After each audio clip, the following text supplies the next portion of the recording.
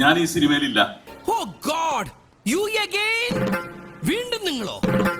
പക്ഷേ ഞാൻ ഇവിടെ വേണ്ടവനാണ്. ഇത് കണിയല്ല കെണിയാ. ഞാൻ ഇവിടെ ഇവനെങ്ങനെ അറിഞ്ഞു? നാദർശയ്ക്ക് ഇല്ലെങ്കിൽ ഞാൻ ഇവിടെ നിൽക്കില്ല. എന്നെ പൊക്കി പറഞ്ഞ് സോപ്പിടാനുള്ള പരിപാടിയാ കള്ളന്മാര്.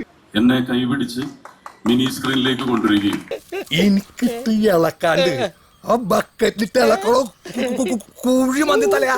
ഒട്ടകത്തിന് ഇടം കൊടുക്കുന്ന പോലെ പിന്നെ ഞാൻ അവിടെ നിന്ന് ഇറങ്ങൂല. പിന്നെ ഞാനത് സ്ഥിരമാക്കി. സ്റ്റേജിൽ നിന്നാണെങ്കിലും സിനിമയിൽ നിന്നാണെങ്കിലും മിനി സ്ക്രീനിൽ നിന്നാണെങ്കിലും ഞാൻ ഇറങ്ങിയിട്ടില്ല.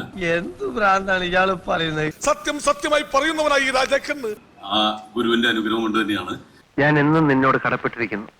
ഞാൻ നിന്നെ ഒരിക്കലും മറക്കില്ല. ഞാനും നിന്നെ ഒരു കാലത്ത് മറക്കില്ലടാ.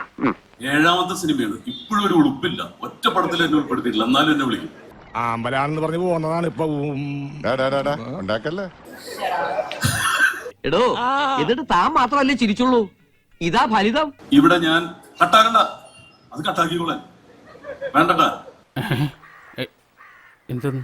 അപ്പോ പക്ഷെ ഞാൻ നാദർശിക്ക് വിളിക്കുന്നതിന്റെ വിളിപ്പുറത്തായിരിക്കും. ഒന്ന് കടന്നു പോകുന്നുണ്ടോ?